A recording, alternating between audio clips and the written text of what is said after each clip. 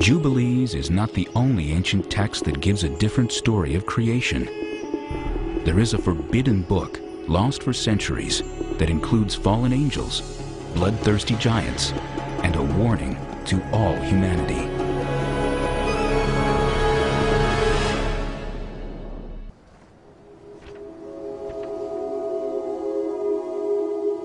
It is an ancient writing filled with divine secrets, dreams, and visions.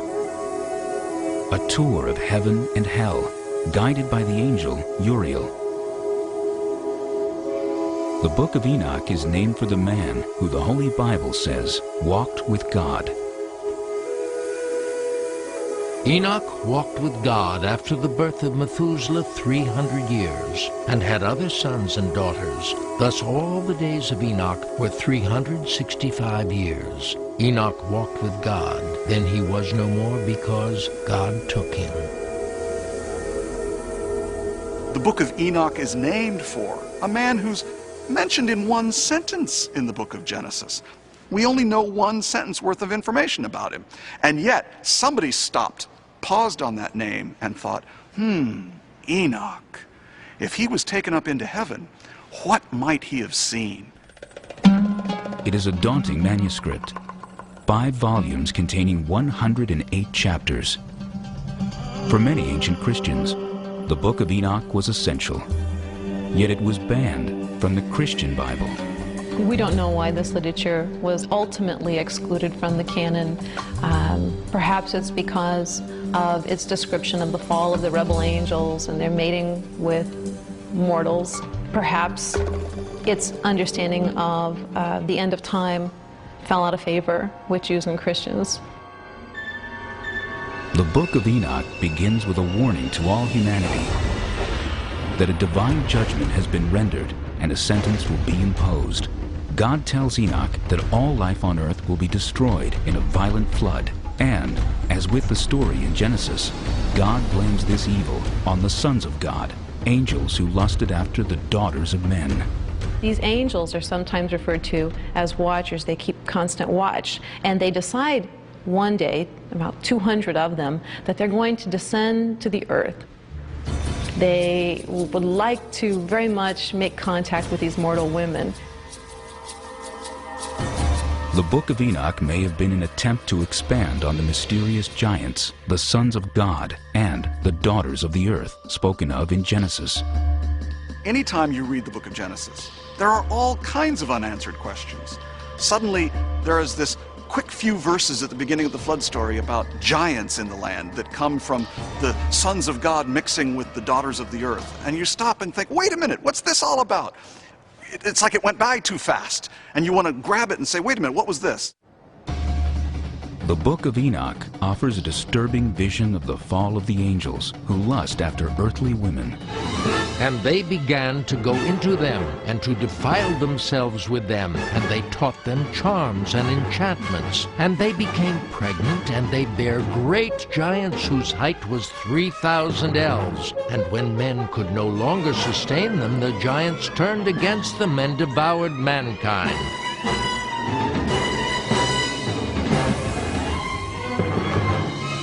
That these angels have crossed over this boundary that they shouldn't have. They were spiritual beings and they were to remain as such. When they decided to descend upon earth, this unleashed upon the earth all sorts of problems. Not only these giants who are bloodthirsty and violent, but also these angels went on to teach humankind a variety of forbidden crafts. They also taught human beings how to make weapons of war. Now the good angels, the ones not tempted by these beautiful women, go to God and say, you know, there's a lot of bloodshed caused by these bad angels. At which point God says we need to bind Azazel, the sort of lead fallen angel, to bind him and to then cast him into a pit. We might think of this as, how do we take care of nuclear waste in the 21st century? You take it out to a part of the world where no one lives, and you bury it as deep as you can. For this community, the angel was like that sort of nuclear waste. Dangerous, volatile. After the rebel angels are cast into the depths of the earth, Enoch has a dream vision. The lead angel, Azazel, begs Enoch to plead their case before God, to petition the Almighty to release them from the depths of the earth. The request for clemency is denied. This version of the fall of the angels was very popular in its day and maintained popularity for centuries to come. When we look at Dante's work on the Inferno, it's largely out of the material in Enoch. When we look at various snips of the New Testament, Enoch seems to be in play. In Corinthians, when Paul talks about women covering their hair so the angels won't be seduced and tempted, it goes back to the fallen angels tradition. Another episode tells of Uriel, a powerful angel in charge of the stars, who becomes Enoch's guide through the heavenly realms. Uriel's name, in fact, means God is my light. And whenever he is described, frequently in relation to God, he is situated to the east of God's throne. This is very interesting. Of course, the sun rises to the east. So this gets us thinking, Uriel, a figure associated with light, perhaps associated in some way with the sun, or the stars, or the idea of these heavenly bodies making their rotations daily. And all these Uriel, the holy angel, who is the leader of them all, showed to me, and their positions, and I wrote down their positions as he showed them to me. And so something is going on here with the stars. It may well be going back to the role of astrology and the study of stars in the Persian Empire that is now giving rise to this new awareness that constellations aren't just constellations of stars, they're constellations of power. And through this tour of heaven, Enoch gets the information, and he knows where the powers are, and to know where the powers are means that you have access to the power. With its lush descriptions of heavenly powers and the horrors that await evildoers, even angels, Enoch was one of the most popular books among the early Christians. We know that some early Christians considered the writings of Enoch to be authoritative, to contain actual revelation from God. So, because some people thought that, some influential people thought that, the book was used as you would use other books of the Bible. After all, Revelation appears in the New Testament. But Enoch, for reasons that I think are fairly clear, was just considered a little too strange, a little too suspicious, a little too creative, perhaps, for the tradition. Having said that, there's no doubt that it was widely read and very popular. Yet the Book of Enoch was denied a home in the official Christian canon. This imaginative tale fell into obscurity until the late 18th century, when a Scottish explorer named James Bruce came upon this mysterious text in Aksum, a city in the Ethiopian highlands. Travelers to Ethiopia found manuscripts of these books and brought them back to Europe. This caused quite a sensation.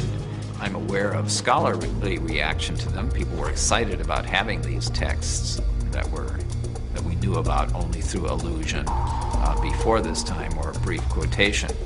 Whether this raised any questions in people's minds, canonical questions, should we put these books in the Bible? I'm not aware of really intense discussions of that sort.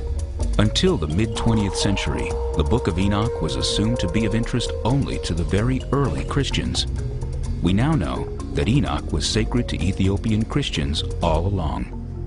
Part of the reason why this probably became part of their canon is because of the mythic story of the foundation of the Ethiopian monarchy. You have Sheba, who goes to see King Solomon, and the story goes that not only does she bring gifts, she brings a little bit of something back home.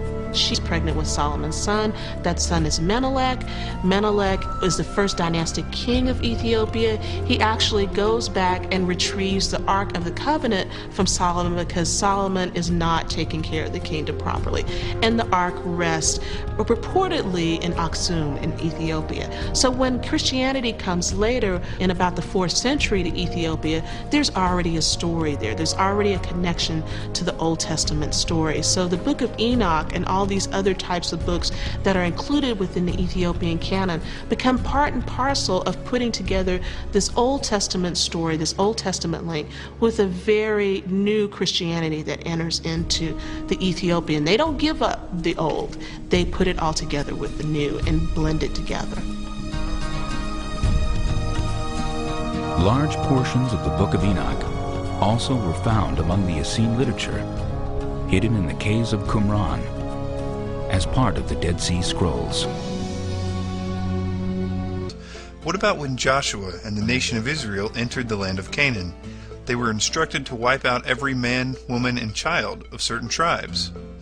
I've talked to some people whose entire rejection of the Bible and God rests on this portion of the biblical text. This video is for those people. What no one ever mentions when recounting this issue is that according to the story itself, the tribes that they killed were non-human hybrids called the Nephilim, and they were huge. They had iron beds 13 feet long and 6 feet wide. It says that the Israelites were like grasshoppers in the sight of the Canaanites. These Nephilim were the offspring of very evil spiritual beings, and they were apparently the primary reason God sent the flood.